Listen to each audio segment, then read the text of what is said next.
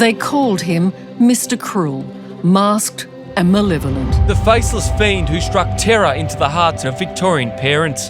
An unidentified kidnapper, a serial predator and child killer who chose Melbourne suburbs as his hunting ground in the late 1980s and early 90s. He was the boogeyman in real time.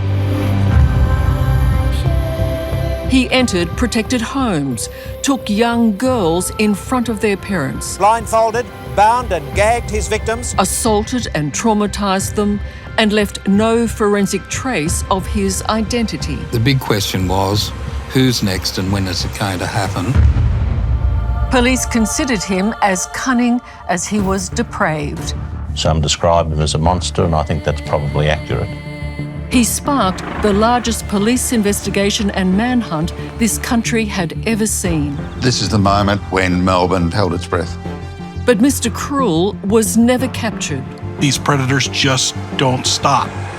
He's still out there amongst us.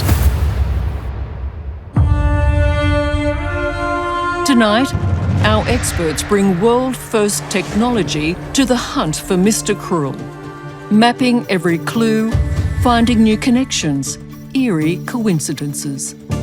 The extraordinary clues that the victim was able to give police helps in the mapping, doesn't it? Oh, absolutely. It's remarkable how observant at least two of the victims were. We'll track the probable location of his secret lair. When we look at serial predators, we have to look at them much like we would look at an animal. But importantly, we believe you, the public, will be our most critical link. They had two witnesses. A breakthrough sighting. Is this the man? He saw these boys, they saw him. We map the movements of Mr. Cruel. These little pieces, which might seem insignificant at first, become incredibly valuable when all the pieces of the puzzle start to come together. Can you help us crack this case? Good evening, I'm Liz Hayes, and this is Under Investigation.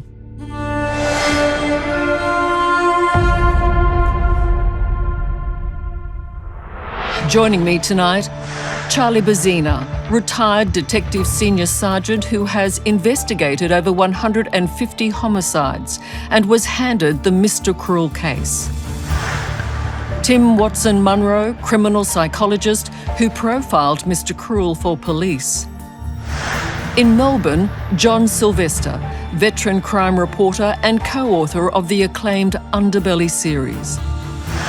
And from Utah in the United States, Mike King, criminal profiler and former serial crime investigator who has helped track down some of the world's worst offenders using the same technology we'll employ tonight.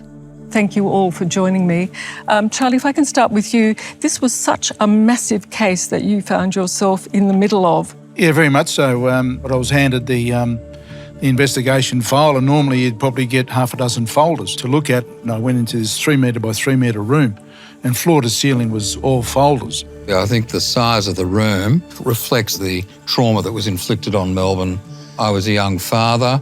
I lived quite close to one of the victims. I had children in a similar age bracket, and I can say as clear as day still that parents back then were worried about going out at night.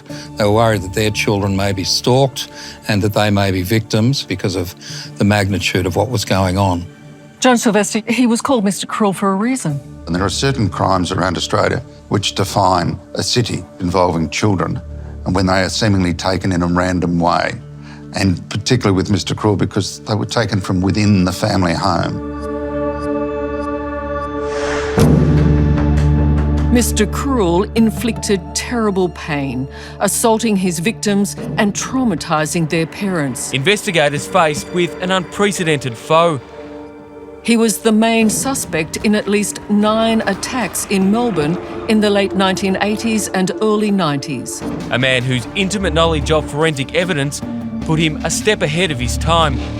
But there are 4 involving the assault, kidnap and murder of young girls that police believe were undoubtedly the work of this depraved predator who has never been caught.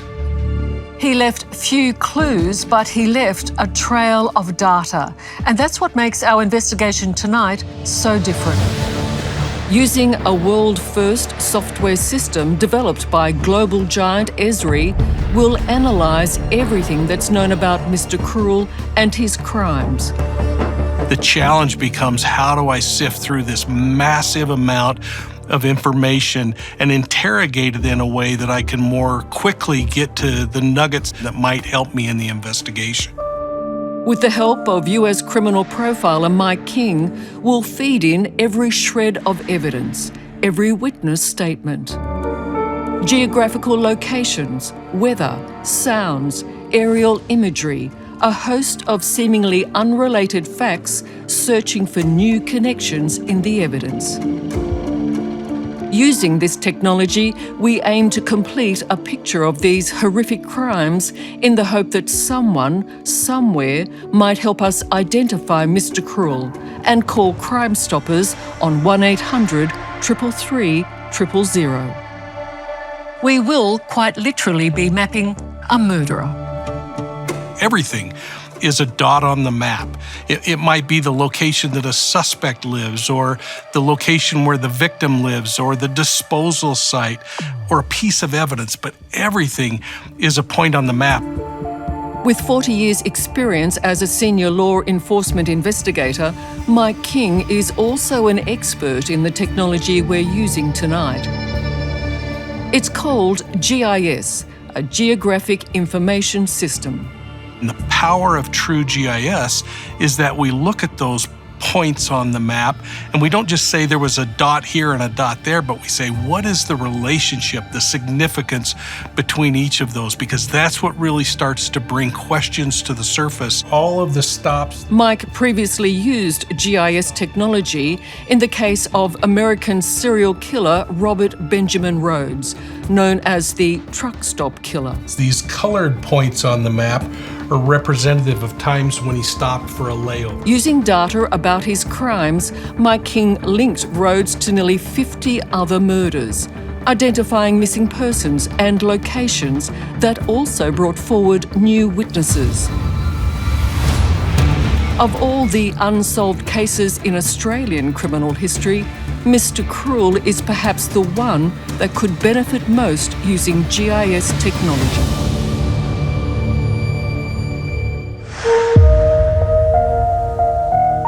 It's the early hours of August the 22nd, 1987.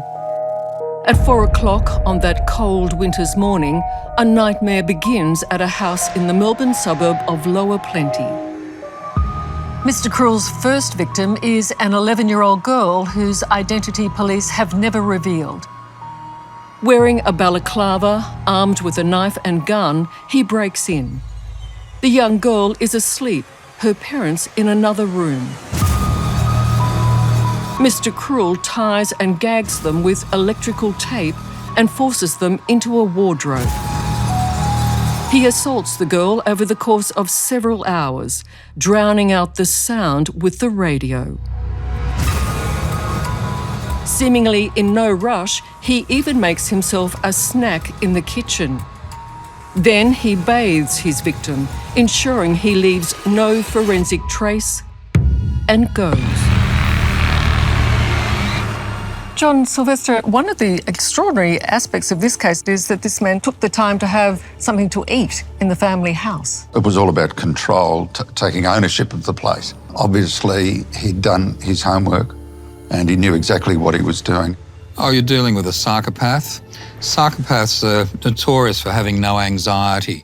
They have a very high threshold for anxiety, if they have any at all. Well, Mike King, somebody who goes into a family home with the parents there and does what he does, that's a brave soul or a depraved soul. Absolutely. The thing that's so intriguing about this case is the amount of organization and pre-planning that would have had to have gone into this, because this isn't an offender who just looked for an open window or a door that was unlocked. He removed glass, he snuck into a home, and then in a blitz-style attack, he assaults the parents and grabs control of them. And imagine the amount of organization and confidence it would take for someone to do that. We have to really think about the experience level of an offender like this. From his first known crime, it was clear to investigators that Mr. Cruel was a meticulous planner and probably had his victim's home under close surveillance. How he did that undetected is a question our GIS technology will try to answer. This is a man who's done a lot of surveillance. Absolutely. I mean, from a profiling perspective, we would look at the behavior of how he could be in that neighborhood and yet be invisible. And the only way that's possible is he has to look like he belongs there. The mapping can help us in so many ways as we look at the location. Why did that offender fit in the neighborhood? Was it because he dressed like people that lived there? Or was it because he happened to be a delivery person that no one would ever pay attention to? And it's a question for our viewers.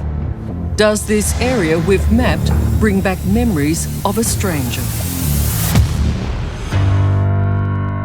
They call him Mr. Cruel. Comes while you are sleeping until nothing's what it seems. One of the most cunning predators Australia has ever seen. Something wicked this way comes.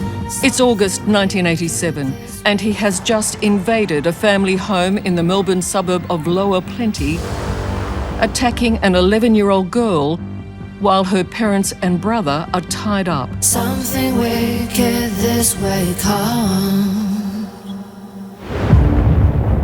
We're investigating Mr. Cruel using a cutting-edge software system called GIS that maps every piece of data about his crimes. And the power of true GIS is that we look at those points on the map and we say, what is the significance between each of those? It's a way of focusing all known detail about Mr. Cruel in the hope that someone watching tonight might recall a clue that could crack the case and alert the police. It's now 2 days after Christmas, December 27th, 1988. Mr. Cruel has waited over a year before striking again. This time, it's in the suburb of Ringwood. At around 5:30 in the morning, the parents are still sleeping in the family home, as is their 10-year-old daughter. Showing a chilling familiarity with their house, Mr. Cruel breaks in. In this particular case, he actually pushes a key through a lock onto the newspaper and pulls the newspaper out. So he's gone there equipped, knowing full well how he's going to get in. Masked in a balaclava with white stitching around the mouth and eyes, Mr. Cruel confronts the parents in their bedroom. He binds their hands with copper wire, gags and blindfolds them with electric tape. Then he takes their daughter. He drives his victim to an unknown location and assaults her over the next 18 hours. It's a new level, though. He's now taken the child away. He's escalating. Starts off with fantasies. In the first case, he's broken into the house, he's demonstrated power. So the next fantasy is abduct the child, take the child. It's much safer, probably a safe house. That way, he's not going to be disturbed by anyone. But where was that safe house in 1988? This is where our GIS mapping technology comes into play. During her ordeal, the young girl hears aircraft flying overhead. It's a detail that US criminal profiler Mike King believes is vital in the hunt for Mr. Cruel using the GIS map. She starts talking about the fact that she can hear airplanes, the distance that she might have thought she traveled. Remarkably, despite her trauma, the young girl was able to distinguish that what she heard were aircraft landing. That eliminates 2 nearby airports, leaving one option, Melbourne's Tullamarine. At the time of the abduction, there were only 2 incoming flight paths to Tullamarine Airport, which tracked from east to west. So, by adding layers to our map, we can narrow down the location of Mr. Cruel's safe house to the northeastern suburbs of Melbourne. These little pieces of evidence, which might seem a little insignificant at first, become incredibly valuable when all the pieces of the puzzle start to come together. And we're seeing, I think, the location of these two cases now, they're not too far apart, are they? No, they're geographically tied up. They're very close. It's remarkable how observant at least two of the victims were, and how, when they were debriefed by police, they were able to provide amazing detail which was put together into the file. The file we're now using to input our data. A suspicious house with a driveway on the left in Melbourne's northeast. The victim said its bathroom had a wall-mounted or pedestal basin. The shower had a glass sliding door with a separate bath.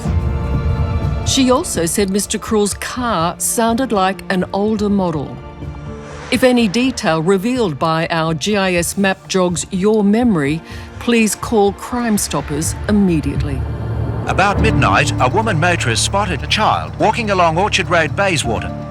After 18 hours, Mr. Cruel releases the young girl at a high school near the Bayswater Electrical Substation, a location of great significance as our investigation proceeds. It's one suburb from her home. She is wearing nothing but garbage bags. And again, Mr. Cruel has left no forensic evidence of his assault. It's a chilling warning to police that the predator they're dealing with is on the next level of cunning. He's very clever. I suspect he's highly educated. He understands forensic procedures. He was meticulous. He bathed his victim. He makes them clean their teeth. Yeah, makes them wash a number of times, brush their teeth, takes their clothes, and in fact carries them. To me, that tells me he knows about contact trace evidence.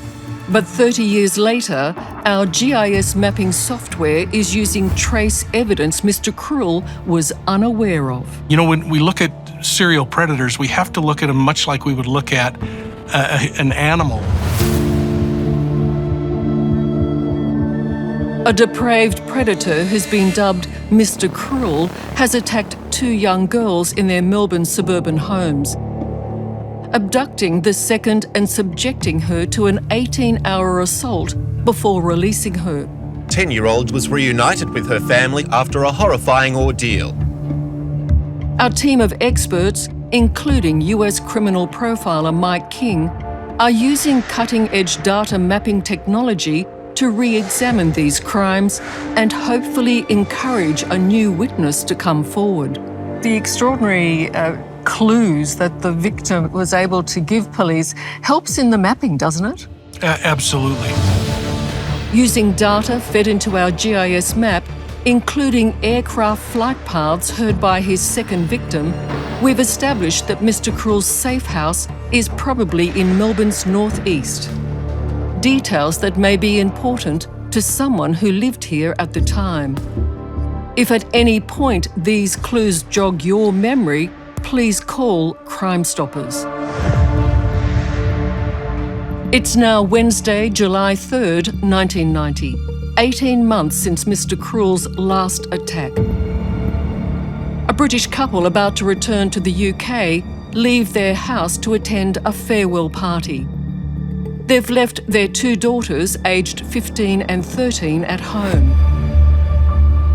They live in an upmarket part of Canterbury in Melbourne's eastern suburbs.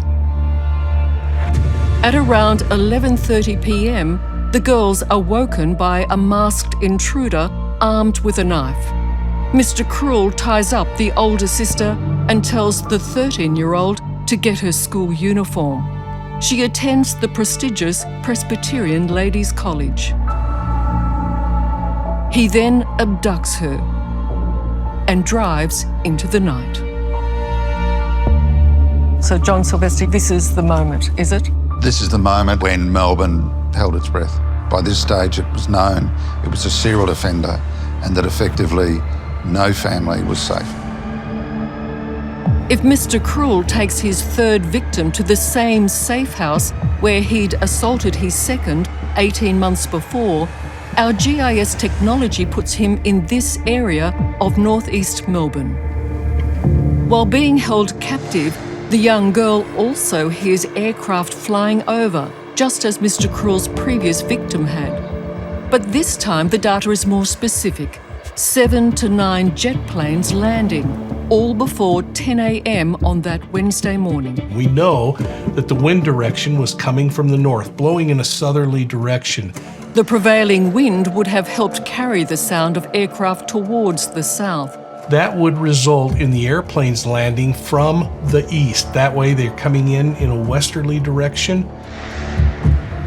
Layering this data over the zone we previously identified, we can zero in on the possibility that Mr. Cruel's safe house was in this region on the southern edge of the flight path. He keeps her prisoner for 50 hours, assaulting her repeatedly over that time.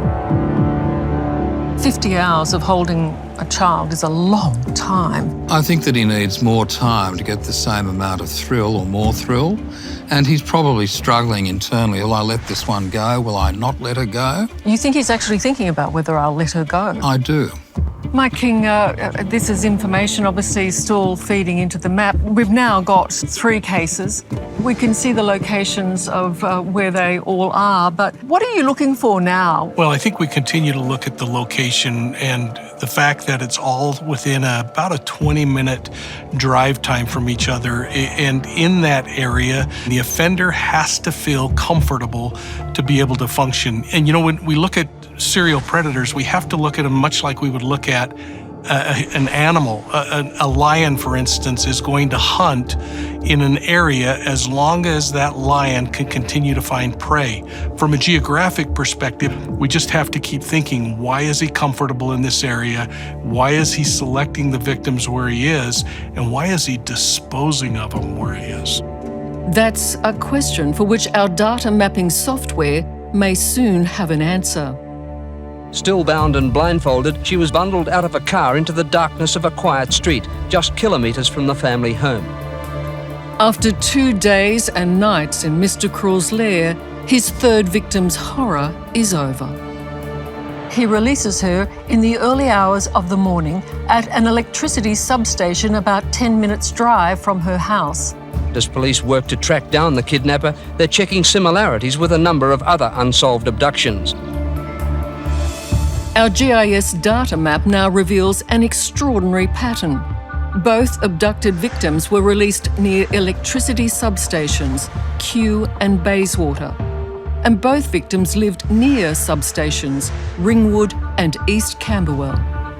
And the thing that's so intriguing to me is it a serial location, a substation, or is it the fact that it's a place where he can have some solitude, have a lower risk of being seen by some passerby?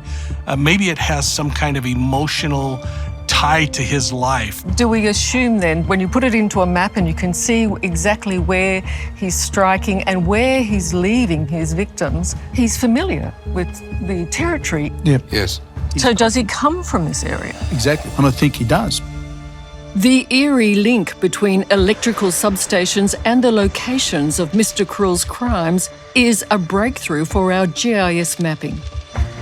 It suggests he may have had a connection to the electricity industry. There's clearly something, I think, in these substations, taking up Mark's point, probably because they're isolated. They're not places that people are going to go necessarily. Perhaps he was an electrical linesman or masquerading as one. A man who would not draw notice as an outsider and who could have conducted his extensive surveillance from electrical poles. Pieces of evidence like this become so important. The location of these substations next to victims' homes. Will this help the public remember something that was important to them at the time? They could be vital clues.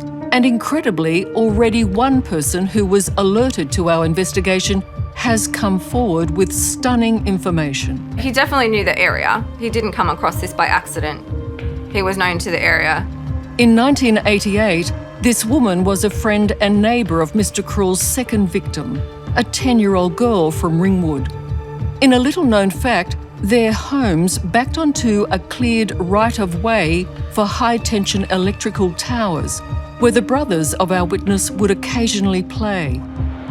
You don't go to that area by accident. It's a no-through road. The only people around there are the people who lived in that area. Only someone who knew those power lines and the access it had to the houses on the back fence, because you can see over the fence without anyone noticing what you're doing.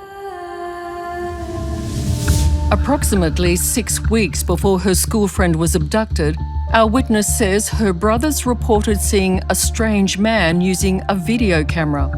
He was filming the victim's house over the back fence near the electricity towers. This man would have been around 30 to 35, a bit overweight. So he had a belly, round on the face, and his hair was like a medium brown, kind of long sides, but balding on the top. This is a sketch of that man described by the brothers. He was completely secluded. That's why he was shocked when he was discovered. He wasn't expecting to be seen. Like, I think with everything that he did after, trying to hide his identity, is because he's been seen, and he knew he'd been seen. It's information that was reported to the police at the time, but apparently was not followed up. Now it adds to the possible connection Mr. Krull may have had, or pretended to have had, with the electrical industry in Melbourne in the 1980s. I thought he would have worked as electrical, something to do with the power lines, purely for the fact of just this place in itself. He'd have to know this area and know she was there as well.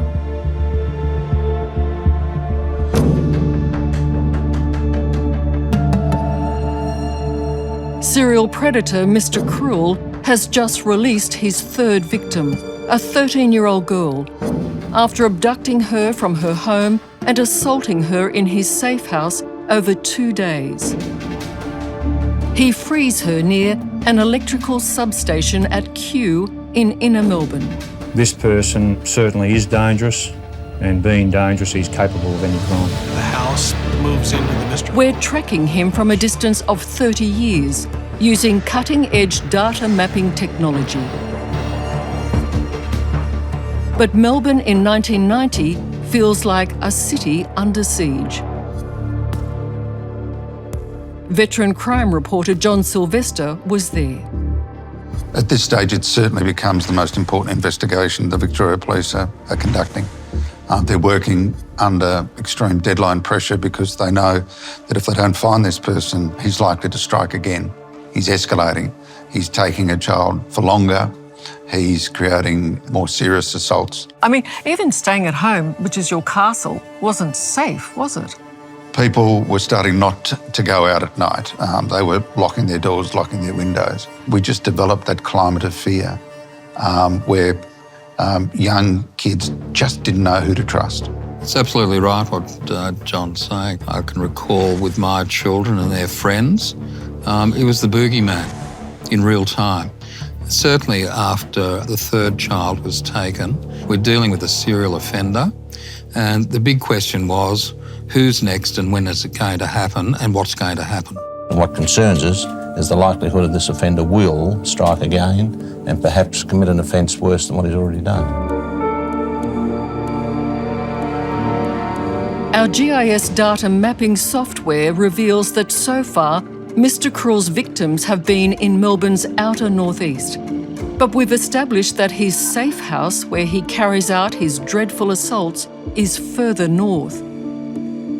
And this area has a tragic link to his next victim.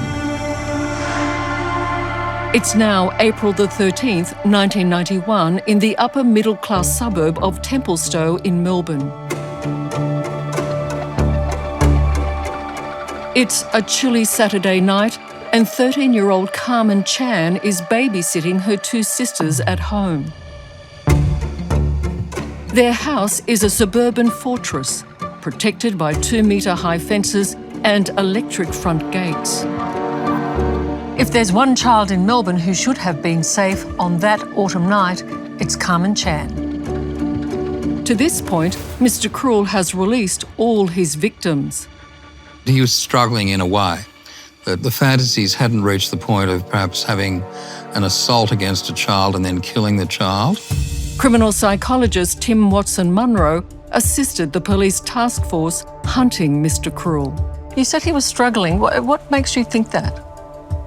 He let the children go, and despite the horror of what he did, he treated them quite kindly in a way.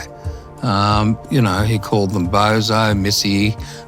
He tried to put them at ease, but there were vicious assaults going on at the same time. I was very worried that he needed more violence to get his thrills, and homicide was part of that script. On that April night in 1991, Carmen Chan's parents, Phyllis and John, are working at one of the restaurants they own. They're just 10 minutes away. Carmen and her sisters are suddenly confronted by a knife-wielding man wearing a balaclava. He forces the two young sisters into a cupboard, then drags Carmen out by her hair. She will never be seen alive again. There's a lot of conjecture about whether or not this is the same man. Charlie, what do you say? I think, having looked at it as I have, I've got no doubt that it is, because there's similarities there. The fact that even though they didn't know each other, they both went to the Presbyterian Ladies College. There's a link there. It's a link we can now add to our GIS map, that both Carmen and Mr. Cruel's third victim attended the Presbyterian Ladies College. And that school is across the road from an electrical substation. Our GIS map has already revealed an eerie pattern of substations associated with these attacks. I think it's pre-planned, he's rehearsed it, he knows what he's doing. Is your fear escalation at this point, when you heard this? Absolutely. I was worried the next one wouldn't come back. Please, my daughter! Oh, my family, the baby lover, all the fans lover, Carmen. The police investigation into Mr. Cruel is now supercharged. A task force called Operation Spectrum is set up, with dozens of detectives working the case. Nearly 11,000 leads will be investigated, around 27,000 suspects interviewed, and a reward of $100,000 is offered. But there's no sign of Carmen nor Mr. Cruel. A human skull was found by a man walking his dogs in a paddock. Then, on April the 9th, 1992, almost exactly 1 year after her disappearance, Carmen's remains are found buried under landfill, near an electricity substation. DNA tests and dental records had confirmed that the body found at Thomastown was Carmen's.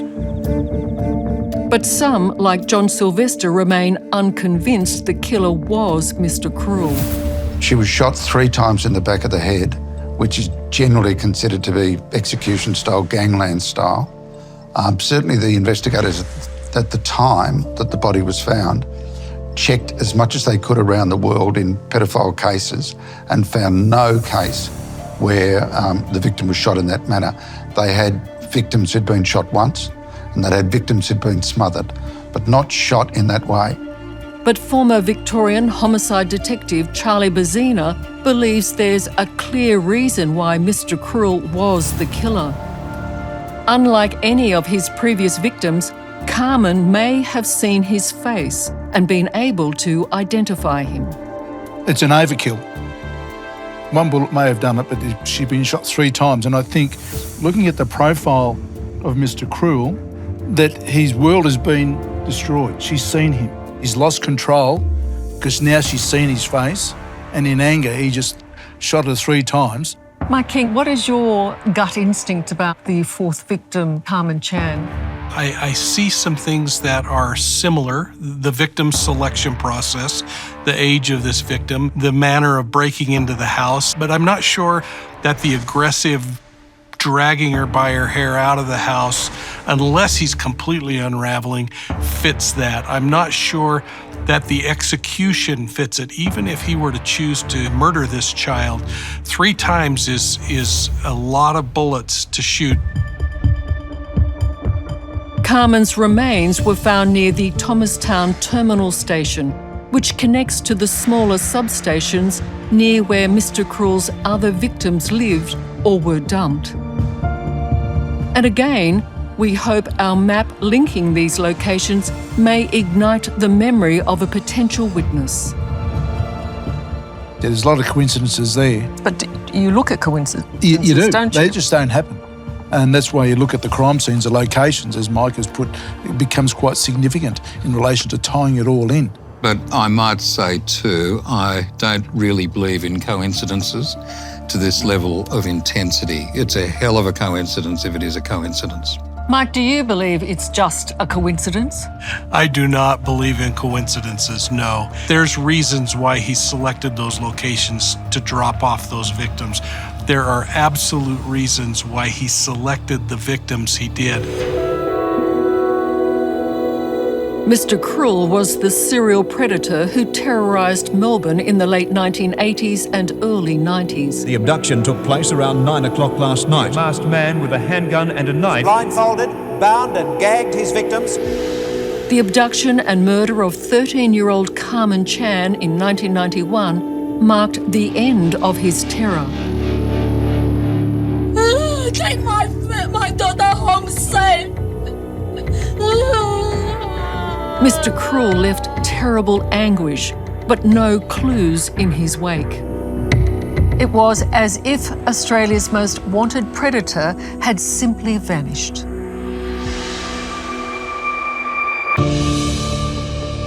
Our experts are divided on whether Mr. Cruel's crimes really ended with the killing of Carmen Chan. She's seen him. He's lost control because now she's seen his face, and in anger he just shot her 3 times. If it is Mr. Cruel and he's committed this murder, it breaks the fantasy and he realises that he's gone too far. There are a number of theories why Mr. Cruel seemingly disappeared, but Mike King believes if he is still alive somewhere, he is still hunting. This is too drastic of a step for him to just simply stop. When you look at other serial predator cases, these predators just don't stop. Something stops them, whether it's incarceration or a serious health issue, or they're relocated to another place and they only stop in our records locally, or in death. I personally don't believe this offender could just turn the switch off. I believe that he probably continued to offend and that there were other victims, if they could ever be identified, that would show us how he's continuing to escalate. There are other attacks that occurred before Mr. Cruel's known victims, which police suspect him of. 5 victims of various ages who were attacked in Melbourne's southeast, suggesting it's possible Mr. Cruel may have lived here prior to 1987. Our GIS mapping technology zeroes in on one very telling case that bears the same hallmarks as Mr. Cruel's later crimes. A 14-year-old girl abducted in 1985 is taken to a house and assaulted by a man with a knife wearing a balaclava. She is then released near an electrical substation, just like 2 of his known victims. Remember, Carmen Chan's body was also found buried near a substation. And there may be other unsolved cases that can now be linked to Mr. Cruel based on the patterns revealed by our data mapping. Charlie, do you believe Mr. Cruel is still there and still to be found? Yeah, I think it's, you never give up as an investigator. This case is solvable. He's still out there amongst us. It's making the awareness, and this is the value of a program such as this, of putting back out there, because we do rely so heavily on the community, because this guy lives somewhere. I would encourage people who have a suspicion to come forward and share those suspicions with others. This is how these crimes are solved. John Sylvester, do you think this is going to take a confession before we ever find out?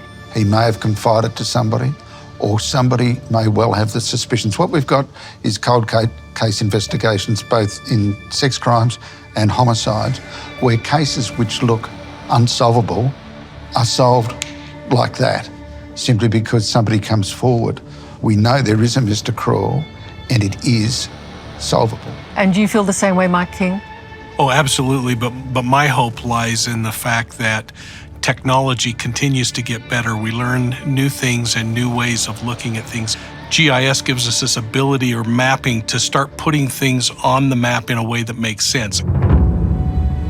The true hope of this GIS technology we've used tonight is finding that most precious thing in any cold case. Do you feel the silence? A witness who has not yet come forward. In the lonely hour. And already we have one whose detailed statement has been given to police so as her report can be investigated. The abduction of her school friend and neighbour continues to traumatise our witness to this day. They had two witnesses. He knows that. He saw these boys. They saw him. This is just traumatizing. This is brutal. This should never ever have happened. And we're hoping there may be others who have seen or heard something that could help identify Mr. Krul. Connecting tonight's clues. The airport landing zone where Mr. Krul's safe house may have been. The eerie links to electrical substations and the electricity industry could join the dots for someone watching tonight. Not only does it cause us to reflect on things a little differently, it brings things to the surface that hopefully propel us forward and get us the answer to a question.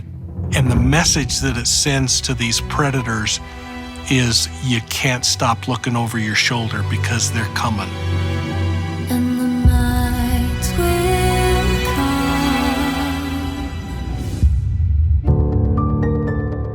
The case of Mr. Krul remains open.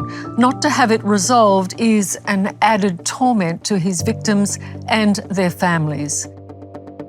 A final appeal that if anybody has new information, please call Crime Stoppers on 1800 333 000. And you can see a more detailed description of the man identified by our witness tonight by visiting our Facebook page. I want to thank you all very much for joining us tonight, and hopefully something will come from this, and I'd like to thank you too. I'm Liz Hayes. Good night. Hello, I'm Liz Hayes, and thank you for watching Under Investigation. Subscribe to our channel now for exclusive clips, and don't miss out on full episodes of Under Investigation on 9Now and the 9Now app.